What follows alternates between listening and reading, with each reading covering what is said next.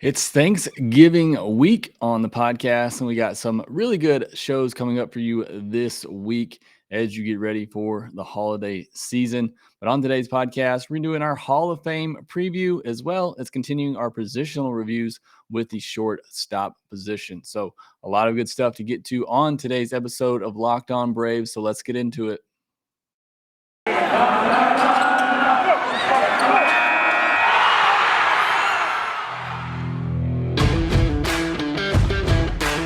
Hey, this is Stacey Gotsoulias, DC Lundberg, Ryan Finkelstein, Taylor Blake Ward, host of Locked On Yankees, Locked On Mariners, Locked On Mets, Locked On Angels, and you're listening to Locked On Braves. Locked On Braves, Locked On Braves, part of the Locked On Podcast Network.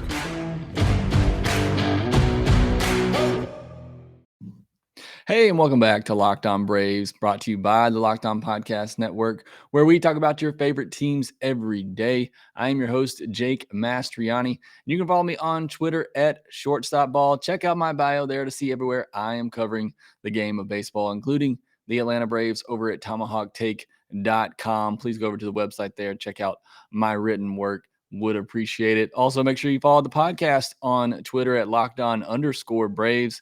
And make sure that you rate, review, and subscribe to the Locked On Braves podcast, wherever you get your podcasts. And just want to remind you, we post episodes daily, 5 days a week, Monday through Friday, and we are free and available on all platforms, including on YouTube. Make sure you go check us out on YouTube, subscribe to us there as well. Like I said, we got a big week coming up for you. You're going to be doing a crossover podcast with some of the other hosts from the NL East teams. Going to be Thanksgiving themed, but also talking a little baseball as well. So be ready for that later in the week. But the Hall of Fame ballot has come out. So we're going to talk about that on today's episode, and then we'll continue our positional reviews looking at the shortstop position. So that should be a good one with the Braves going into this season. Dansby Swanson only having 1 year left of team control through 2022. So be interesting there, talking about the present and the future of the shortstop position for the Atlanta Braves. But let's start out with the Hall of Fame ballot. And I'm going to be honest with you, I am not a big fan of the MLB Hall of Fame. I was growing up. I loved the Baseball Hall of Fame because it was so it was so hard to get into. Now it feels like people are trying to open it up to the Hall of Very Good as well. And I'm very much a small hall proponent. I like the idea of it's very rare class to get into, a very rare group of players. And not just that, but this whole steroid situation has really messed things up as well. And you don't know for sure who used, who didn't. I mean, it's part of the game. But you also don't want to reward somebody who cheated and potentially, cost somebody else. Like, Fred McGriff's the perfect example. And I don't know. I feel pretty confident that Fred McGriff was a clean player. And, I feel like he had a Hall of Fame career. I don't know necessarily that I would have voted for him, but I think his numbers are overlooked because of the period that he played in against a lot of players that were juicing, and their numbers were ridiculous. And so it makes, Fred McGriff not look as worthy in comparison to the era that he played in, because, maybe he would have won more awards, had it been an even playing field. So the whole steroid era thing just messes everything up. It makes this Hall of Fame vote so difficult. So, I'm really off the Major League Baseball Hall of Fame, wagon right now. I'm not a huge supporter of the Hall of Fame just because things are so messed up and there's been no clear direction given to the voters. So I don't really blame them either. It's not a good situation. I think until we get past, this whole steroid era of voting, then I think it's just going to be a complete mess every year on the ballot. And hopefully we're getting closer to that. But I wanted to go through some of the names that are on the ballot right now and just read those out for you real quick. You have Bobby Abreu, Andrew Jones, Manny Ramirez, Barry Bonds, Jeff Kent, Alex Rodriguez joining the list, Mark Burley, Tim Lincecum, Scott Rowland, Roger Clemens, Justin Morneau, Jimmy Rollins, Carl Crawford, Joe Nathan, Kurt Schilling, Prince Fielder, David Ortiz, Gary Sheffield, Todd Helton, Jonathan Papelbon, Sammy Sosa, Ryan Howard, Jake Peavy, Mark Teixeira, Tim Hudson, Andy Pettit, Omar Vizquel, Torrey Hunter, AJ Przinsky, and Billy Wagner. Those are the list of players on the 2022 Baseball Hall of Fame ballot. So like I said, I am very much for a very small haul. So I would not have a full ballot. And that's something else that bothers me too. Writers are given a list of 10 names that they can put on the ballot, and they feel like they have to fill out every spot on that list. You don't. I mean, just vote for the players you feel are Hall of Fame worthy. And then I feel like they try to give nods to players that they just want to give votes to keep on the ballot. To me, you're a Hall of Fame player or you're not. I don't really understand, trying to keep people on the ballot or just giving them, a nod, giving them a vote, to make them feel good. I don't know what necessarily the point of that is. For me, either you believe the player is a Hall of Fame player or you don't. Now, I get it. There's going to be players on the fringe that you kind of have to go back and forth with. I get that. And even I'm going to give you my ballot here in a second. And, there's still some players on there that, even I can't really decide on because it is so close. And, maybe this is a lazy way of doing it, but for me, and it's getting to the point now, I grew up watching the game, in the 90s and obviously till now. So, I have a pretty good memory recollection of the best players, in that late 90s, 2000s era that's now coming on the ballot. And for me, it's like I said, you're either Hall of Famer or you're not. And when I look back at that era of baseball, does that player, when I look back and just think of that player, does that player feel like a Hall of Fame player to me? When I think back on that era of baseball, do they feel like it was a Hall of Fame player? And again, maybe that's kind of a lazy way to look at it, but I think if you start just like digging into the numbers, then that's where it gets very convoluted. And I think when it's a close call, then yeah, maybe you have to go to the numbers and look at it. But for me, it's more so when I think of that player and I think about the era they played in, the time that they played in, were they a Hall of Fame player? Were they considered one of the best players in all of the game? And that's the way that I look at it when I try to vote, or I don't vote, but when I think about, how I would vote, do I feel like that player was a Hall of Fame player? Like, there's the obvious ones like Chipper Jones. He was an obvious Hall of Fame player. You think on his career, what he did during his time in the big leagues, he was a Hall of Fame player. I don't think there's many people that would argue that. I don't see a lot of those players on this list. Now I'm going to give you my ballot, or what my ballot would be. I would have Andrew Jones in, and I'll get into more of that in a minute. I'd have Andrew Jones, Scott Rowland, Kurt Schilling, and Billy Wagner. Those would be the four names that I would have on my ballot. David Ortiz is probably maybe the one player that's going to get in on this ballot. I think Kurt Schilling might get in as well. I wouldn't vote for David Ortiz just because, again, I don't know, and it's hard to know for sure, but I mean, he was, rumored to use steroids and just happened to coincide with the same time that his career kind of took off. And he was a DH. And I have a problem, putting him player. If you're going to get put in as a DH, you have to be the best ever at that position. And David Ortiz arguably was the best ever at that position. But you throw in the steroid stuff and it just makes me a little uneasy voting for him. But, without that, yes, he's the best ever at the DH. I don't love voting in DH. I feel like it's a huge advantage for a player to just sit around and think about how you're going to handle your 4 at-bats a game and not have to think about the other aspect of the game. I think that's a very huge advantage to that type of player. But it is a position. It is part of the game. And we should vote in the best to ever do that part of the game. So, I'm not totally against putting in DHs. I just feel like you have to be the best ever. David Ortiz was, but then the steroid thing kind of messes that up for me. Billy Wagner, again, relief pitchers, I kind of feel the same boat. It's a lot easier when you only have to focus on one inning as opposed to a starting pitcher, having to pitch, 7 innings, or back in that day, 8 or 9 innings. But Billy Wagner is one of the best to ever do it at that position. I think he's 6th all time in saves and did it in a lot fewer innings than some of those ahead of him. So I would put Billy Wagner in. I think he deserves it. I think he's one of the best closers of all time, one of the more dominant closers of all time as well. So I'd have him in. Kurt Schilling, for obvious reasons, forget the off the field stuff that I think has kept him from already getting in one of the best pitchers, of his generation. When I think of that generation, I think of Curt Schilling. I think about the bloody sock. I think about his time with the Diamondbacks. Just how great of a pitcher he was, how dominating he was for so many years. Scott Rowland's the same way. When I think of Scott Rowland, I think of just how great of a defender he was first, but also, just so good defensively. One of the best players at that position for, a decade. So, that to me, signifies a Hall of Fame type player. If you're the best player at a position for a decade, to me, that's a Hall of Fame, worthy player right there. And then Andrew Jones. And, this is the one that's, obviously I'm a little bit biased growing up as a Braves fan, growing up watching the Braves in the 90s and 2000s. Andrew Jones is an easy Hall of Famer for me. And I love Ozzie Smith. He is my favorite player of all time growing up. He's the reason I wanted to play baseball, the reason I wanted to play the shortstop position because of what he did defensively.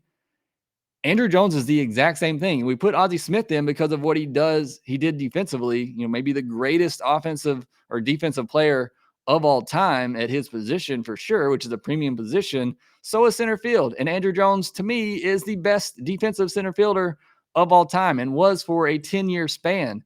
He is a Hall of Famer. Put him in. Show the highlight reels of what he did defensively. Not only that, just an amazing power hitter as well. And he's really hurt by his last 5 years or whatever in the big leagues, which were not good. And the way he kind of fell out in the big leagues, I get it. But what he did defensively is one of the greatest things of all time. I mean, again, one of the greatest defensive center fielders of all time. That has to be recognized in the Hall of Fame. If you're going to recognize Ozzie Smith for what he did, and I think you should, because it's a once in a generation type talent at a premium defensive position, you got to do the same for Andrew Jones. And not to mention Andrew Jones, an MVP level player for years, with the bat, a power hitter. I just think you combine all of that, and Andrew Jones did it for a decade, and he didn't do much, after that decade. And I get it. But like I just said with Scott Rowland, you're the best at your position for a decade in the big leagues. To me, that's Hall of Fame worthy. And that's what Andrew Jones was, and I would definitely put him in. To me, it's a no-brainer. Hopefully the voters get it this time around. And then there's a steroid guys. There's Barry Bonds, Roger Clemens. This is their last year on the ballot. I don't think we're going to see much change there. I don't think they get in. A-Rod joins them. I don't think he's going to get much support either. Those are three guys that just based on the stats are no-brainers, but because of steroids, they're probably going to be left out. But that's your ballot, your 2022 Hall of Fame ballot. Let me know on Twitter who you would vote in if you're in favor of a small hall or you want things expanded. But let me know what your ballot would be. Hit me up on Twitter at shortstopball, at locked on_Braves. Be glad to have that discussion with you there as well. Next, we'll come back and do our positional review, looking at the shortstop position. Before we do that, let me tell you about our friends at DirecTV. Does this sound familiar? You've got one device that lets you catch the game live, another that lets you stream your favorite shows. You're watching sports highlights on your phone, and you got your neighbor's best friends log in for the good stuff. Well, I want to tell you about a simple way to get all that entertainment you love without the hassle, and a great way to finally get your TV together. It's called DirecTV Stream, and it brings your live TV and on-demand favorites together like never before, so you can watch your favorite sports, movies, and shows all in one place. That means no more juggling remotes and no need to buy another device ever again. And the best part, there's no annual contract. So get rid of the clutter and the confusion and get your TV together with DirecTV Stream. You can learn more at directv.com. That's directv.com. Compatible device is required and content varies by package. All right, so I've been doing these positional reviews so far. I've gone over the catcher position after the Braves signed Manny Pena. I talked about the outfield. And I talked about second base. We're skipping over first base for now. Fingers crossed. We're going to get some good news on that here soon. I predicted it would happen either today, Monday, or Tuesday before Thanksgiving. Really hoping that happens with Freddie Freeman. If not, it's got to happen before December 1st, before this lockout begins. And if it doesn't happen before then, it's going to be a very, very long and difficult offseason. But I really hope the Braves and Freddie Freeman get it done before the December 1st lockout date. I'm really hoping they get it done in the next couple of days here. We'll have a big celebration podcast for when that does happen. But we are talking about the shortstop position, and we're going to talk about what the Braves have now and what they have in the future. So starting with what the Braves have now, it's Dansby Swanson. There's a big free agent market for shortstops this offseason. I don't see the Braves spending money there at all. I mean, again, we got to get Freddie Freeman signed first. But I just don't think there's money in the budget to sign, a big free agent shortstop. Doesn't really seem to be the MO of Alex Anthopoulos. So I don't see them playing in that arena. I know there's a lot of fans out there that want to trade Dansby Swanson and sign, Trevor Story or whoever and bring him to Atlanta. I just don't see that happening. Dansby Swanson's your shortstop for 2022. I don't see any other way around that, and I don't see that as a bad thing. I like Dansby Swanson. So he is your shortstop for 2022 unless something just crazy happens, but I don't anticipate that happening. And Dansby Swanson will turn 28 in February. That's really crazy to think about. He's just now turning 28. In 6 years with the Braves, he slashed 249, 319, 409, 727, was 77 home runs in 665 games. Again, that's in 6 years. The last 3 seasons with the Braves, he slashed 254, 323, 442 with a 764 OPS and 54 home runs and 347 games. So you've seen those numbers really pick up over the last 3 years, especially the home run numbers, the power totals have really gone up the last 3 years. Dansby has really turned himself into a very solid major league contributor offensively, albeit not the all-star level type of player that a lot of fans want him to be, envision him being when the Braves traded for him, being a first overall pick. But again, I talk about it a lot with Dansby. If you kind of, temper those expectations a little bit and recognize what Dansby is, he's a very solid big league player. I mean, you got a guy that hit 27 home runs hitting down in your lineup, hitting 250 with a 330 on base. I mean, you will take that. A 775 OPS guy, you will certainly take that at the shortstop position, especially with what he brings you defensively. And while the metrics may not love Dansby, anybody that watches him knows that he makes the plays that help you win ball games. I mean, you see it time and time again. He's just really solid defensively, really instinctive defender. So what he brings you as a leader defensively at a primary position like shortstop, and then you take into account the improved offensive numbers over the past 3 years, and you have a very good shortstop. Again, not all-star level. You don't have to have that. The Braves just won a World Series with him as your shortstop, being what I believe Dansby Swanson is. And like I said, he's still just 28. I still think he has his best year ahead of him. A couple of things that have improved over the last 3 years I want to point out is his hard hit percentage has gone up, as well as his line drive percentage.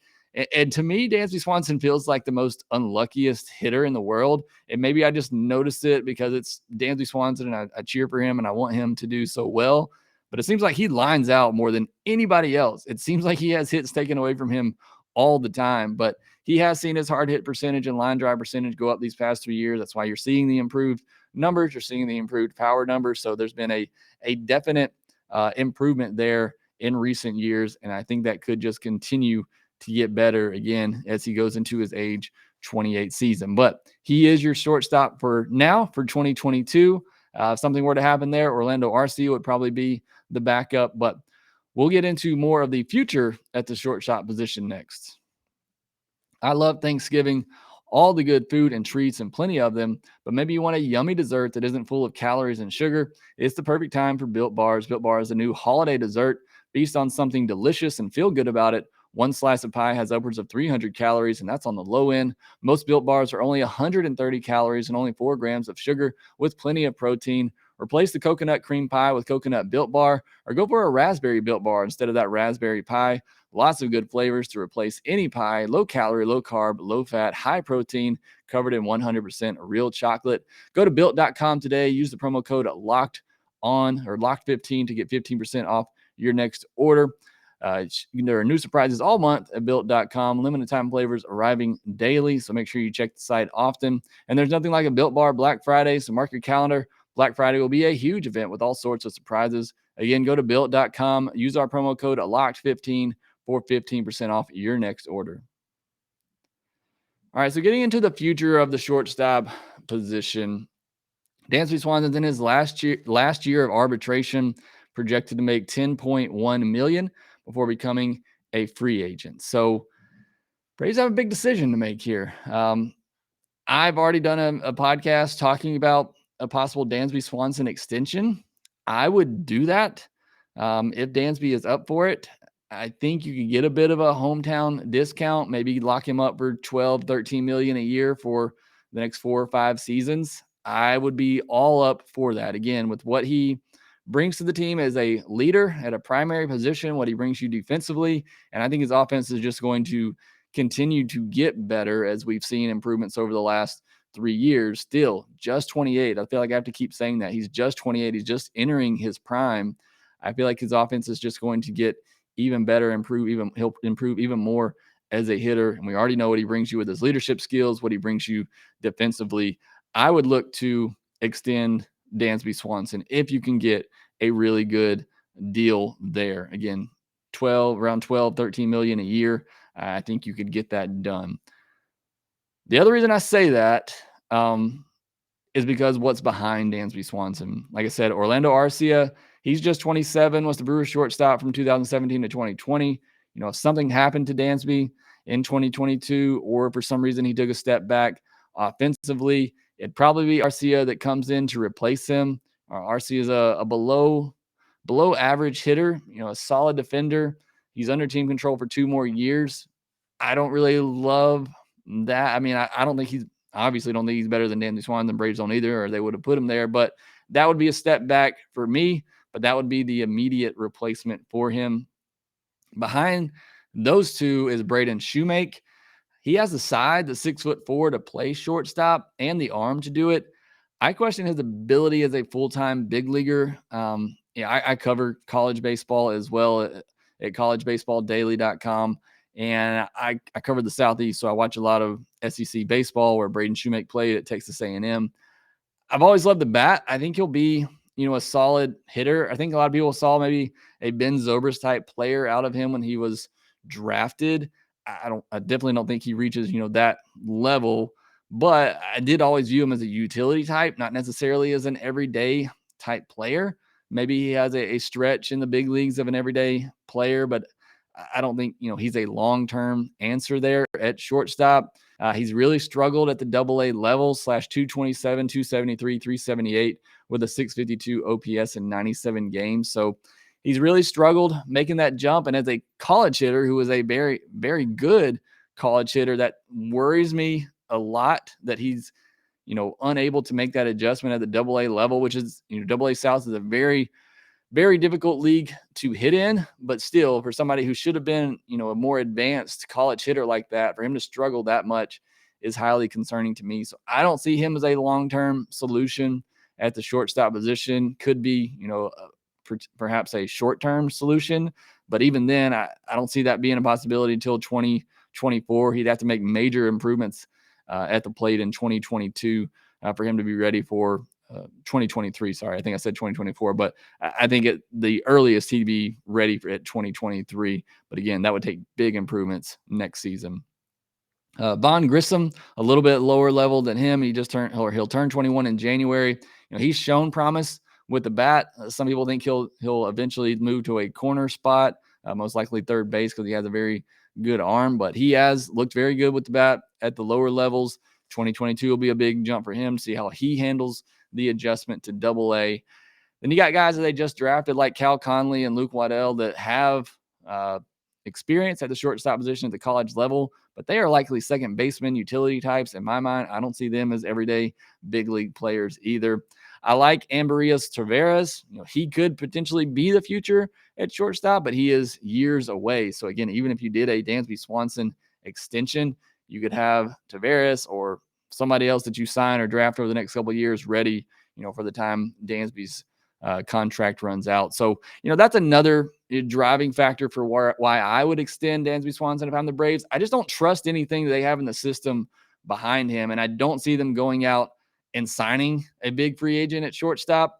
And, finding somebody like that in a trade is very difficult, and you'd have to pay a high price for somebody who you see as a starting shortstop. It was a situation where the Brewers, they were able to trade for Willie Adames, but that's because the Rays had Wander Franco coming up, who was the top prospect in all of baseball. So it was a very unique situation there. You don't find that very often. So it's really difficult to find somebody to trade for at a premium position like shortstop that you think is going to be your shortstop for the future.